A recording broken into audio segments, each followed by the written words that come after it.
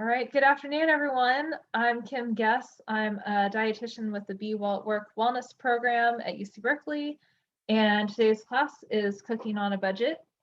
So, we've been in this pandemic for about a year now, and there's a good chance that you've been impacted financially by this. So I want to show you two budget-friendly recipes and featuring some of my favorite budget ingredients, and then also just sprinkle along some other money saving tips. And the recipes are in the chat. Thank you, Nicole, for linking that. So what we're going to start with is the mushroom barley risotto. And I'm going to kind of just get started right away because it takes a while to cook. The barley takes a while to cook. So I've already cut up most of my mushrooms here.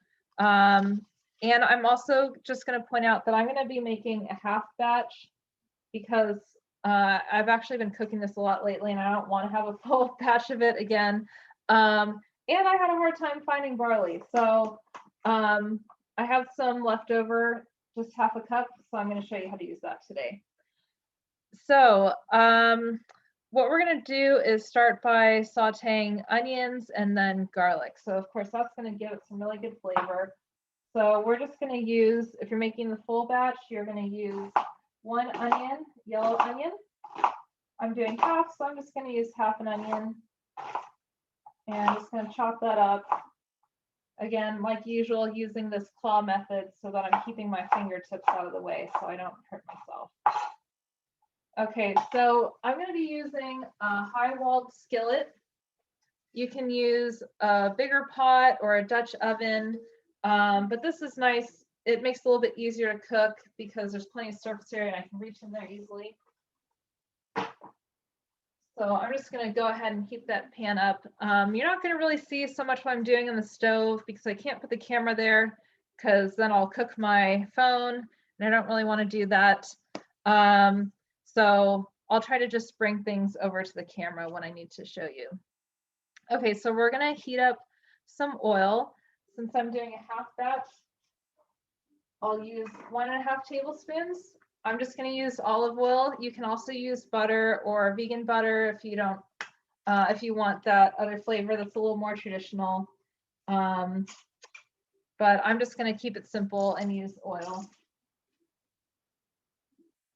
So 3 tablespoons if you're doing the full batch. Olive oil, of course, is a little bit pricier than other oils, so just use whatever you have if that's easier for you, okay? So we're going to heat up the oil and then we're going to cook the onion and saute it for about 3 minutes, and then we're going to add the garlic. So we're going to use 2 cloves of garlic. In this case, I'm just using 1.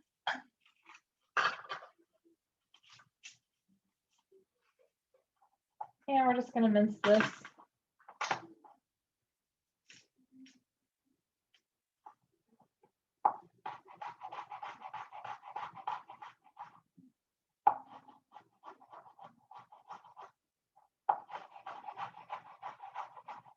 Okay. So this recipe I like because there's so many whole grains out there.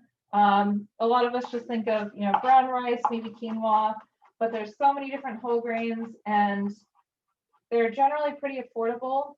And I encourage people to eat whole, not just whole grains, but whole intact grains when possible. That means things like barley, brown rice, quinoa, buckwheat, oats, because they have all the nutrients, but the way that they're packaged, they're still kind of the way that they grew in nature. They're not milled down into flour and then reformed into something like whole wheat bread or whole wheat pasta. So it takes a little more work for your body to digest it. So it helps keep you full a little longer, maybe helps keep your blood sugar a little more stable. And they're just a little less processed. So great to try to incorporate more whole intact grains. So now we're going to throw the onions in the pan.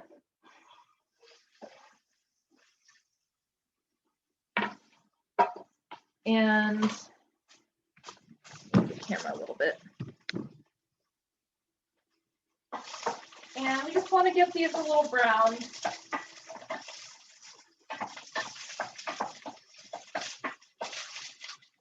Okay, so medium-high heat there. We're going to brown them for a few minutes. Then we're going to add the garlic.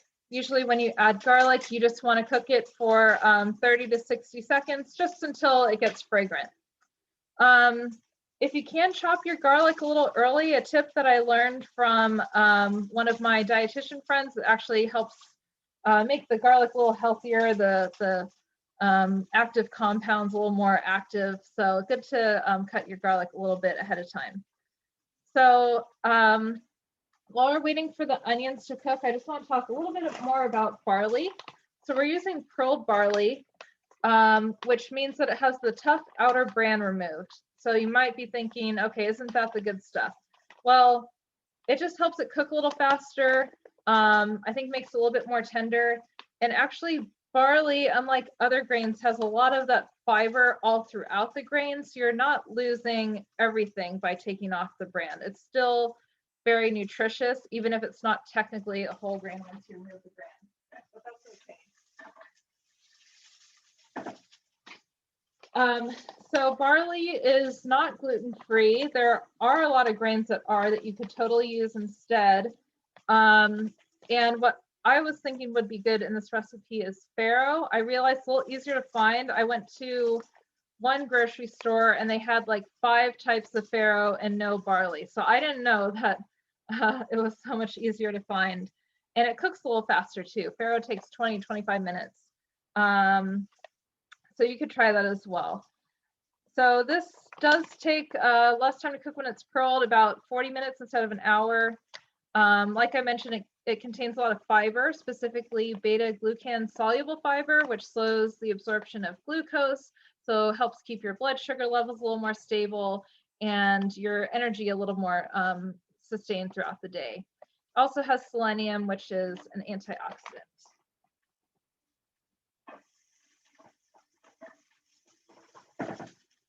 Okay, so we'll let the onions brown for another minute or so. So barley, maybe you think of it typically just in soups, like a barley soup or something. So I was thinking about doing that for this class, and I came across the idea of a risotto, and I thought that sounded a little more interesting. But you can also use barley in stews, pilaf. You can make a hot breakfast cereal out of it, and you can even make barley tea. You may have tried barley tea at like a Korean restaurant. It can be hot or cold, and just has kind of a pleasant roasty flavor. Usually it's like a roasted barley tea. So it can be used in a lot of different ways. Okay, so let's go ahead and throw in our garlic. Just make sure your pan's not too hot. You don't want to burn it.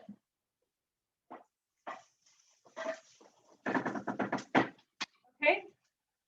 So next thing we're going to do is add the mushrooms. So you want 5 cups, which is about 2 pounds. Those little square boxes of mushrooms that you buy are usually 8 ounces. So you'll want a couple of those.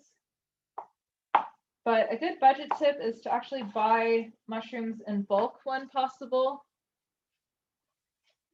I find the per pound price to be a lot lower when they're in bulk. Sometimes they're only $3 a pound or so, whereas sometimes the little containers of mushrooms can be $3 for half a pound. So that's another way you can save some money.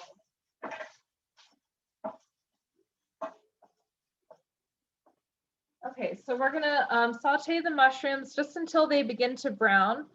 I'm actually using a stainless steel pan, which means that things will brown unlike a non-stick skillet.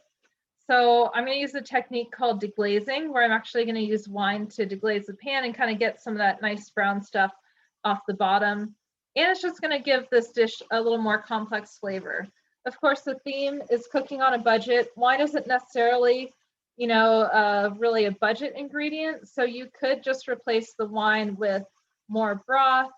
You could also use vegetable, or we are using broth already, sorry. You could just use water, or you can do a 50-50 mixture of vinegar, like white wine vinegar or apple cider vinegar, and water.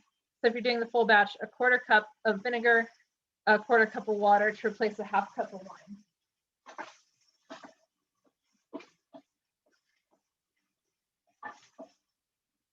There are other substitutes for wine, but a lot of them are really sweet, like apple juice or grape juice. So you probably wouldn't necessarily want to use it in a recipe like this because it'll just make it too sweet. All right. So once we add the wine, we're going to give it a stir, and then we're going to add the rest of the seasoning.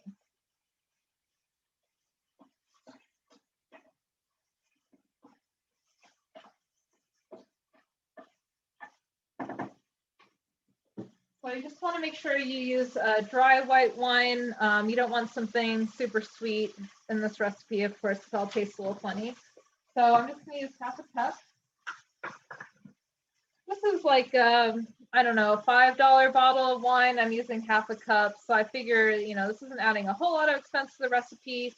And when I cook things that are plant-based, like this recipe is, and really everything in this class is plant-based, there are lots of little tricks that we can do to give it a more complex flavor that we might be missing out on since we're not using meat. So I'm going to go ahead and add half a cup of wine.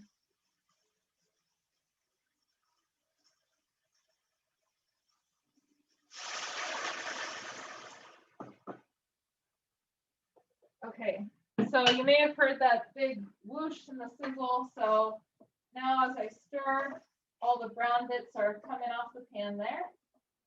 That's what we want. This is a technique that's often used when you cook meat because all the good brown stuff gets stuck to the bottom, but it works in plant recipes too. So now we're going to add the other seasonings. So we're going to add, for the full batch, a 3/4 cup, I mean, not cup, 3/4 teaspoon, much smaller amount of dried thyme. You can use fresh thyme. The rule of thumb is if it's dried, if the recipe calls for dried and you're using fresh, you would use 3 times as much. So you would use, what would that be? Something like 2 teaspoons, 2 teaspoons. If the recipe calls for fresh and you're using dried, definitely divide it by 3. Otherwise it'll be way too much because it's dried, so it's more potent. So I'm cutting in half. So I'm just using the 1/4 teaspoon and doing 1½ of those. What is that? 3/8 of a teaspoon if you want to be exact for a half batch. It calls for 1 bay leaf. I'm just going to throw a small one in there. It's kind of a half bay leaf. Throw that in there. All these things we're building on the flavor to make it a little more complex and interesting, which you do get with mushrooms, especially because I ended up using 2 kinds of mushrooms, half white, half cremini, brown mushrooms. And mushrooms are full of that umami flavor. It's like the 5th taste, and just makes it taste really good. Okay, and then we're going to add broth. So the recipe calls for 5 cups of broth. You may have to adjust this a little bit depending on how wet you want it to be and how quickly the water evaporates. So just keep an eye on it. I'm going to start with, so I'm doing a half batch, we'll do 2½ cups. Okay, I just said to add broth and I'm adding water. So you're thinking, what am I doing? So what I'm going to use is this bouillon paste. This is another budget tip that I like. This little jar is about $5 or so, but 1 teaspoon equals 1 cube of bouillon, which equals 1 ounce can or 1 cup really of broth. And there are 38 servings in here.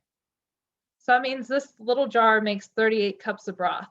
So it costs a little bit more than, you know, a 4-cup container of broth, but it makes way more.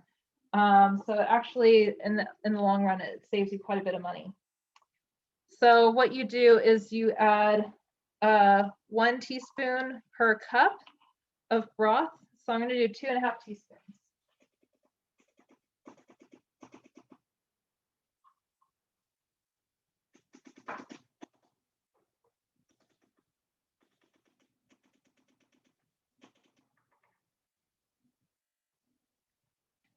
Pretty sticky stuff, but yeah, this can save you quite a bit.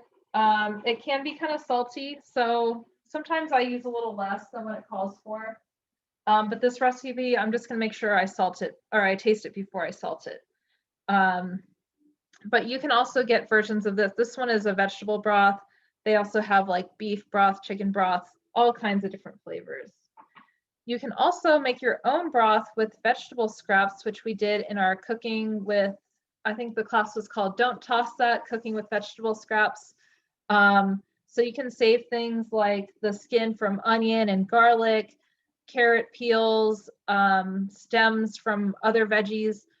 And what I usually do is I save them in a container in my fridge or even the freezer if it takes a little longer to accumulate enough. And then once I have enough, to just boil it in a pot for about an hour, simmer it. And then you have essentially free vegetable broth.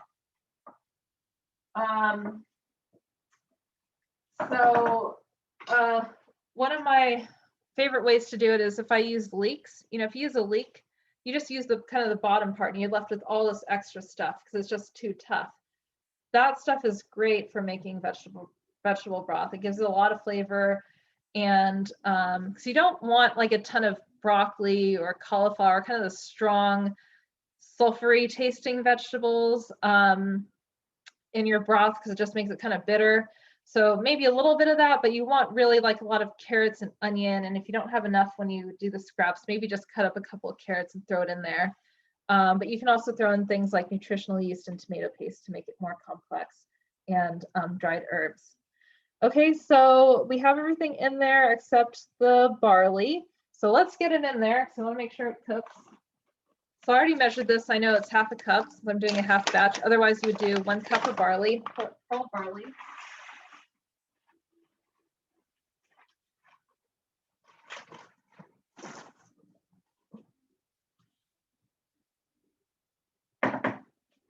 And now we basically just simmer that until it's done. So you want to do it till to taste. Barley is never going to be super tender, so that's, you know, the point of this recipe is having something a little bit heartier. And I've tried making this recipe a couple of times where I did more of a traditional risotto where you have the hot broth and you add a little bit at a time. And as it gets absorbed, then you add a little bit more, which is the method you would use if you use something like arborio rice. But I found with barley, it's a whole grain. It didn't really make a difference if I cooked it like that. And this is a lot easier. So this is the method that we're doing. All right. So the other thing that I want to mention is that at the end, I'm going to be adding some lemon zest just to give it really like a nice fresh flavor. This is definitely not a budget ingredient, but a little bit goes a long way. You can add a little bit of truffle oil. It gives it really an interesting kind of luxurious flavor. So if you happen to have that, all you really need is a little drizzle at the end. But that is totally optional.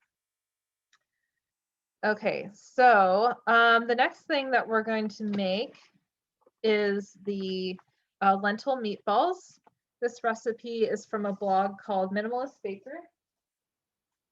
And I'm just going to turn the heat down so that it just kind of simmers for the next half hour or so, although it probably will take closer to 45 minutes. So this recipe I wanted to do to feature lentils. Lentils are definitely one of my favorite budget ingredients. They don't take up a lot of room in your pantry. They grow a lot, so you get a lot for your money. This was half a cup of dried lentils. It turns into 1.5 cups. So I know the recipe just says 1.5 cups. So if you're making this with dried lentils, just cook half a cup and that's all you need. It'll turn into 3 cups or 1.5 cups. But lentils are really nutritious. They have lots of protein and fiber and other nutrients. They're really easy to use. These cooked in about 15-20 minutes. Red lentils cook even faster. So we do have quite a few lentil recipes on our website.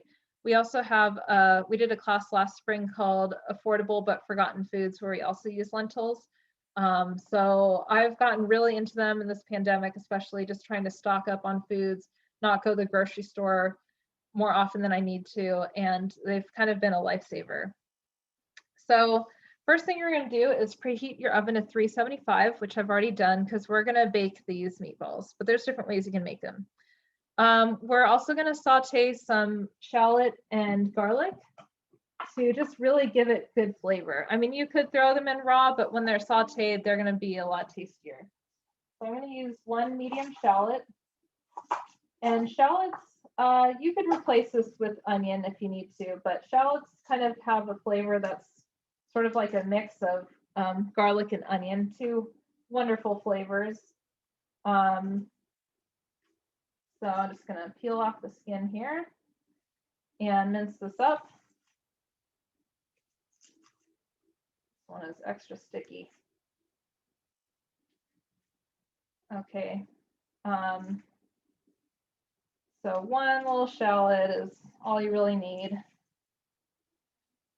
If you make recipes that call for garlic or onions in a slow cooker or Instapot or whatever, I recommend sauteing it first because it'll really make it taste a lot better. Okay, so when I cut the shallot, I like to kind of cut across and then down. Since we're making meatballs, we don't want big chunks because then it's not going to hold together very well. So we want it kind of minced small.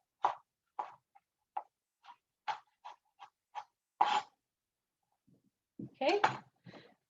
And I'm just going to use a small little skillet since we're just cooking this shallot and garlic in here. And we're going to cook them in a tablespoon of oil for 2 to 3 minutes. So I'm just going to eyeball the olive oil, about a tablespoon. And then we're going to use 3 cloves of garlic minced.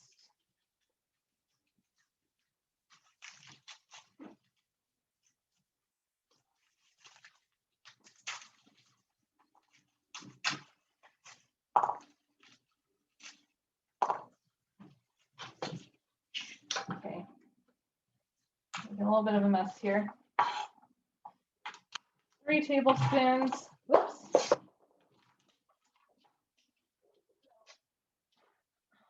My dog tried to eat that. Garlic is not good for dogs, for any pet owners. Garlic and onions, so don't let your pets eat that. So 3 cloves of garlic. And then what we're going to do is basically combine everything in the food processor. And I tried this recipe a couple of times. One thing to be sure of is not to finely puree everything. You want the lentils to have a little bit of texture. Otherwise, they'll just be too soft and the texture won't taste very good. So make sure you don't totally obliterate everything. Leave it a little chunky. You don't have to chop it super fine because, again, we are going to pulse this through the food processor. Just going to kind of roughly chop that. But yeah, we don't want it too big because we don't want it to fall apart. Okay, now we're going to throw this into our warm olive oil.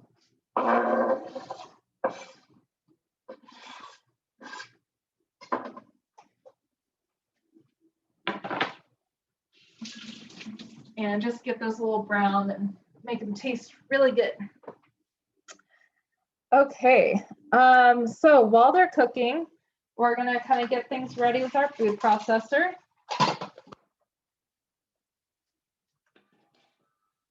Which hopefully you can see here.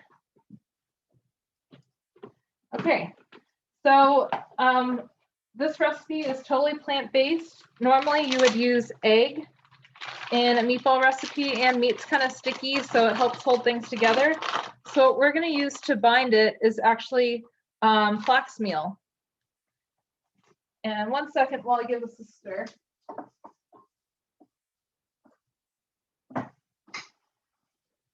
So flax meal can be used as an egg replacer. In some recipes, not all recipes, you can't make scrambled eggs out of it or anything, but a lot of times it's used as a binder and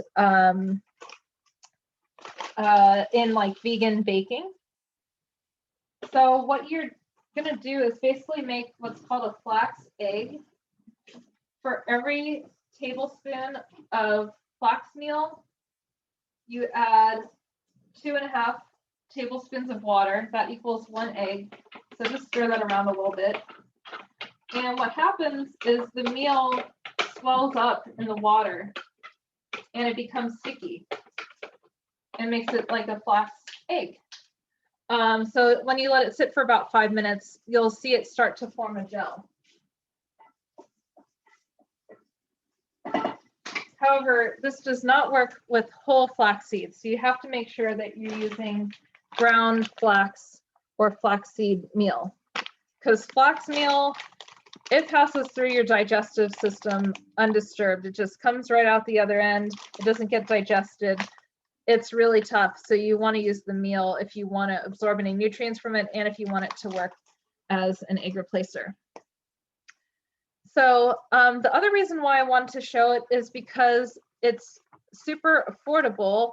I mean, the bag might seem a little expensive. I think usually a bag like that's about $3. But where do I have it? If you use it as an egg replacer, you need 1 tablespoon. That bag has about 70 tablespoons. So hopefully my math is correct. I found that if the bag is $3, each flax egg costs about 4 cents. So you could just keep it in your fridge and just use it as needed.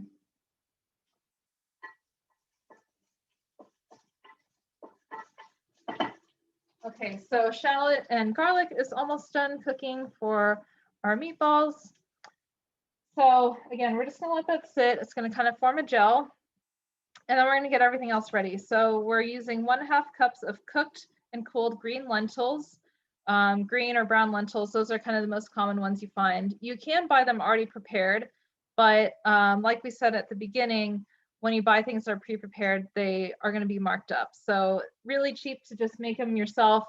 A bag of lentils is $1 or $2, and the amount that we're using is 1/2 cup. So really, really affordable to make. So let's get everything ready. So we've got the flax meal. I'm going to take I cooked those a little bit too high of heat. My garlic and shallots are nice and brown and ready to go. So I'm going to take those off the heat and just let them cool for a minute. So let's go ahead and throw in these lentils. I already measured these out. A teaspoon of olive oil.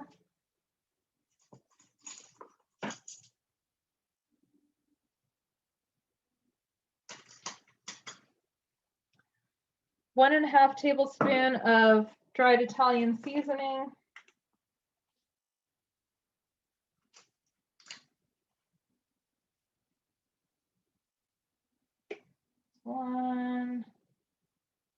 About 1.5. A 1/4 cup of fresh parsley. So parsley, this I cut from my plant outside earlier today. If I can grow it, anybody can grow it. So that's a nice way to save a little money, is to grow your own herbs and then you just have them ready. So I went to the store yesterday for this class and they were selling a bunch of parsley about this big for $2. And I cut down my entire plant about a month ago and this much had already regrown. So it's, in that sense, it's basically free. So if you just have a patio or balcony or even a really sunny window, you can grow some of your own herbs. So I'm gonna save a little bit as a garnish for my risotto and then pick out some of the dead stuff. And otherwise, just give it a little rough chop. Throw that in there. A tablespoon of tomato paste. So I'm using a tube of tomato paste, which can also save you money because once you put it in a jar, it goes bad kind of quickly. But the paste, lasts a lot longer. It's also usually double concentrated, so you get a little bit more You can see this one says double concentrated. So you just keep this in your refrigerator, so it makes it easier and you waste less. Okay. Missed a little bit there. Okay. Tomato paste, and we're gonna add nutritional yeast. You could add Parmesan instead, but since we're making this plant-based, nutritional yeast has a cheesy flavor. It's also gonna kind of serve as like an alternative to breadcrumb. We are gonna be using breadcrumbs as well, but it's gonna kind of dry out the mixture. So it says 5 to 6 tablespoons. There's 4 tablespoons and a 1/4 cup. So just to get a head start, I'm gonna do a 1/4 cup or 4 tablespoons, and then we'll do 1 more tablespoon here. And we'll see if we add more, we want to add more. Okay, then we're going to use some panko breadcrumbs. These contain wheat and gluten, so if you need it to be wheat or gluten-free, you could try like coconut flour or oat flour. Although not all oat flour is gluten-free, it can be cross-contaminated with gluten, so just make sure you check the labels. And then just a pinch of salt and pepper.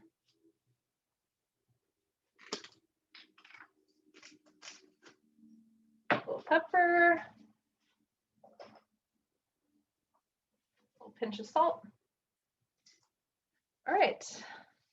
So again, really important at this point to pulse it until it's combined and not just puree it, because it'll be too mushy if you just puree it. So we're gonna pulse it. Oops.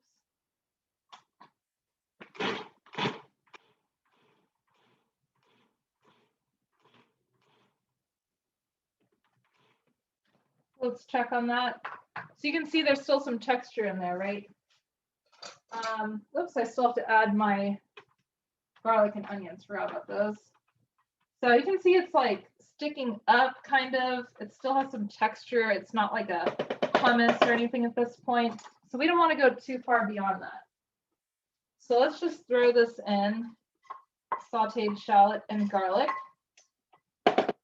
And just gonna really lightly pulse it now.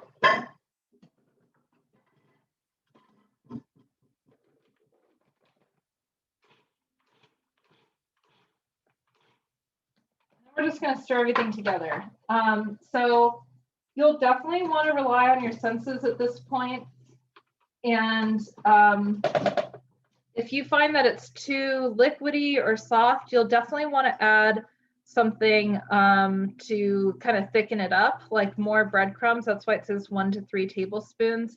You can also add a little more nutritional yeast. So here's where you would also adjust the seasonings. There's no raw egg or raw meat or anything to worry about, so you can definitely taste this as you go along. So if you want to be, if it needs a little more salt, you can add salt. If you want to be a little cheesier, you can add more nutritional yeast. That will also help dry it out. And if it's too dry, then you can also add a little bit of olive oil. So if you've ever made meatballs before and you kind of know what the texture is, that's what we're kind of trying to mimic. So we don't want it to be crumbly, but we don't want it to be like a total wet mush, right? So when I'm forming them, hopefully you'll get a better idea of what we're looking for. So let's clear some things out of the way here. So now what we're going to do is we're going to form the meatballs and we're going to bake them. They do taste good when you cook them in the pan. It's just a little harder. I find it easier, so much easier, just cook them in the oven. But if you want to pan fry them, you can do that. Just cook them in a little bit of oil and toss them a couple of times. That's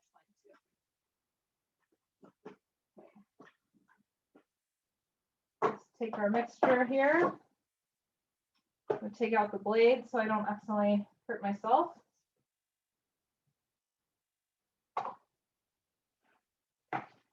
And giving this a stir, I can tell it's pretty thick. Still has some texture. It's not hummus or anything. Let's give it a little taste.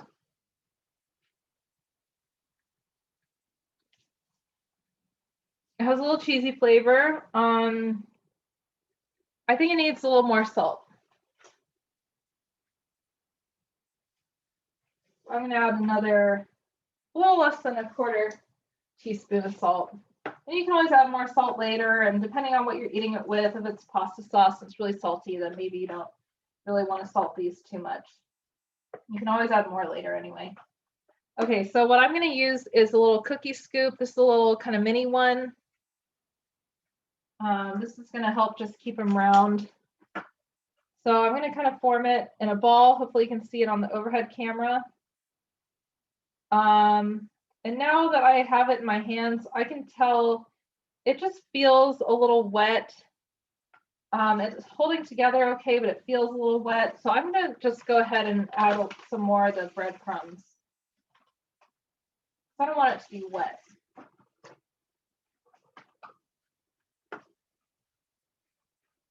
This is where you have to kind of figure out on your own what's the right texture, but you don't want it to be wet in your hand. So I probably added another tablespoon or so of breadcrumbs. Kind of worked out that I finished the bag, so I think that's perfect.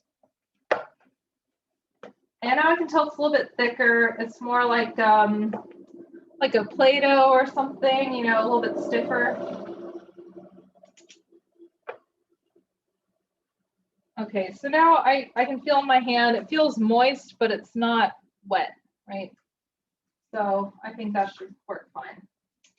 So it says to do 12 or 13 meatballs. These are a little bit smaller, so I'm probably going to get quite a few more. So while I'm doing this, let me see. So question for you all in the chat is have you used lentils in cooking? And if so, how have you used them?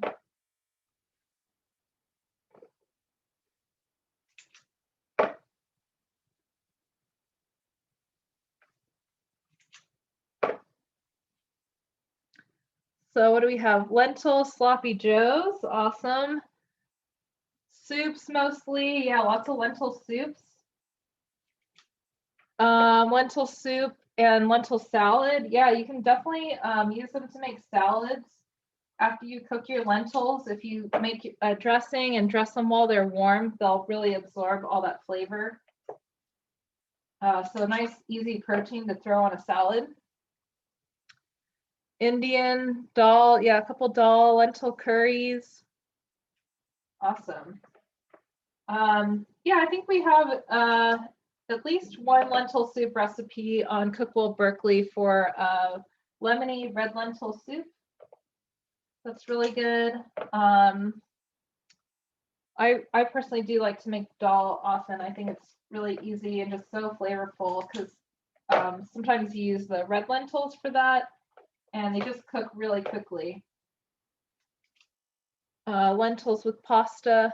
Okay, there was a question earlier. What would be a good substitute for mushrooms if you don't like mushrooms?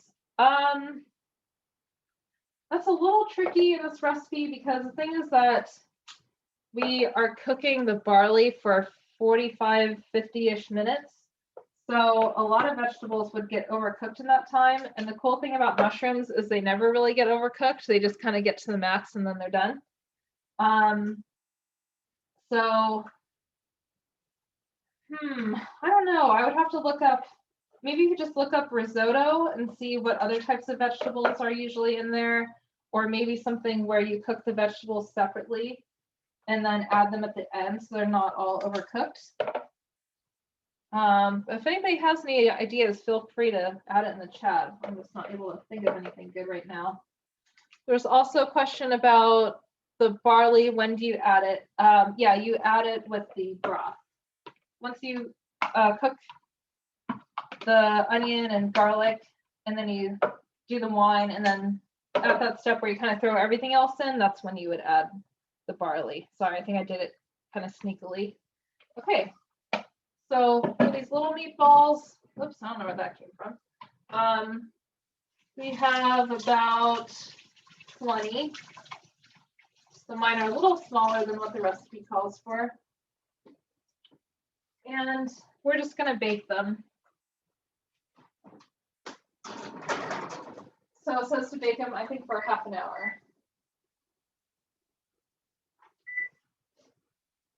So the original recipe says to coat them in breading and pan fry them. I find that when you cook it in the oven, the breading doesn't really do anything. It kind of makes it weird, actually. So I just skip that step.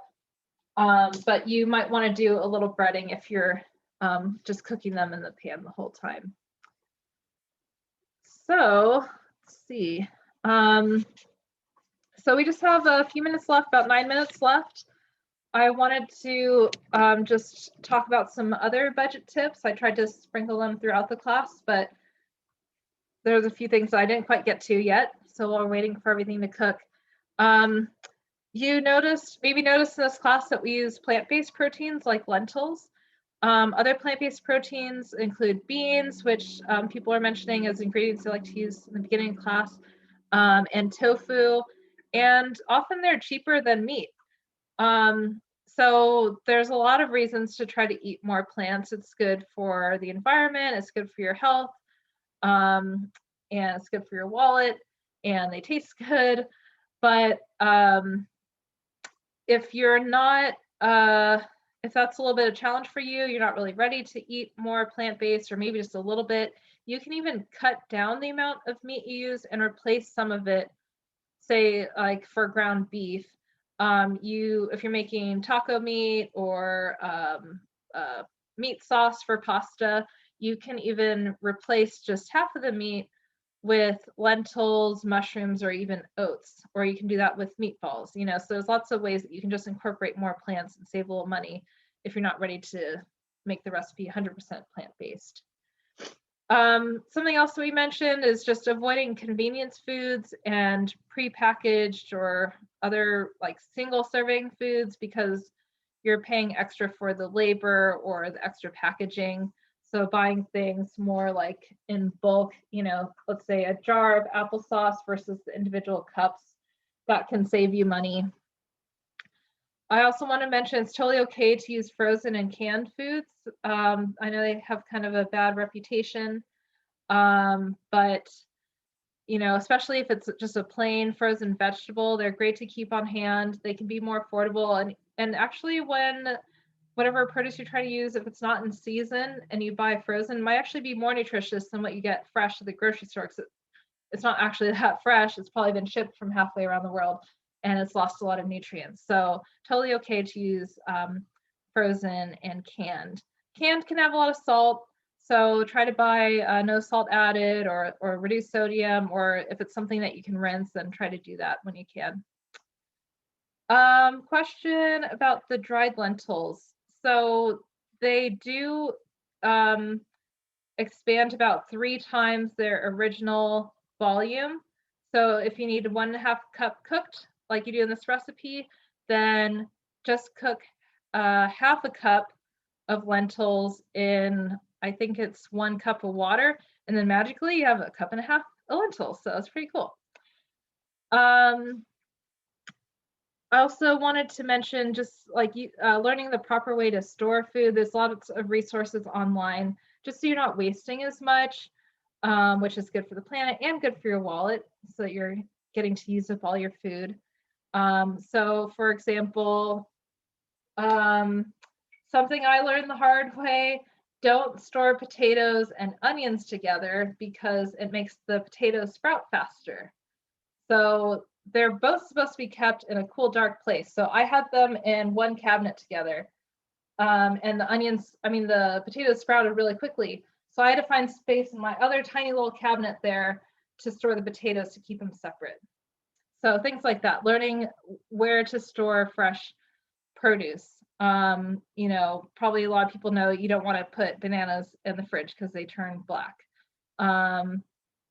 You can also put your avocados in the fridge once they ripen, because once they're ripe, you got like, you know, 1-day window to use them. So once they're ripe, put them in the fridge, and that will slow down the spoilage. So speaking of reducing waste, if you buy bread and you don't use it fast enough, you can just freeze half of it. Maybe if you know you're not going to use it all, freeze half of it as soon as you buy it. It does affect the texture a little bit, but if you toast it, then it's almost like you can't tell it was ever frozen. Speaking of the freezer, you can also use it to freeze extra portions of your meals. And we did a class a couple of years ago on freezer-friendly meals.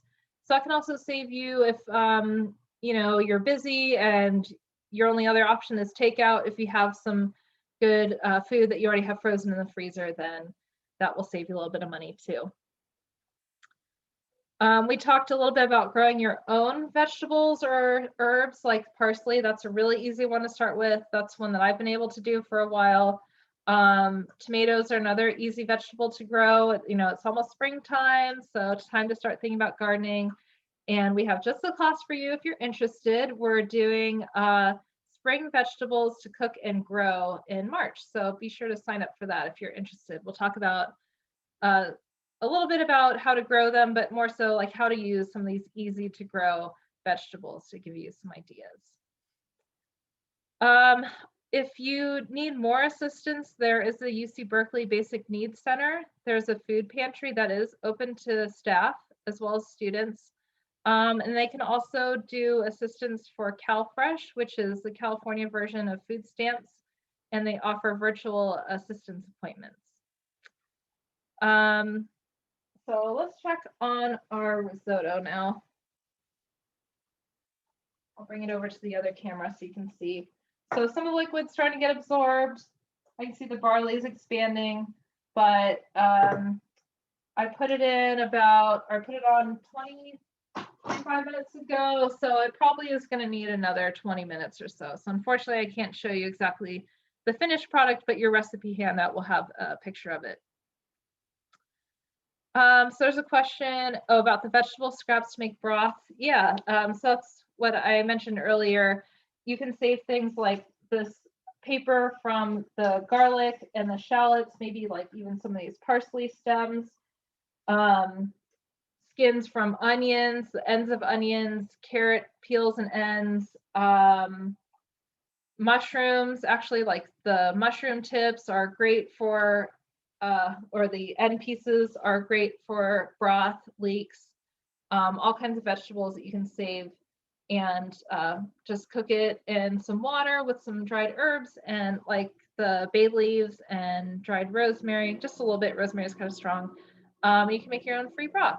And if you don't use all that broth, you can freeze it in an ice cube tray and then put the ice cubes in a bag, and then you have broth that's ready to go anytime. So we're in our last minute now, so I'm going to stop the recording. I hope to see you at our next class, and if you want to ask any other questions, then I'm going to stop the recording and you can feel free to ask. Thank you, everyone.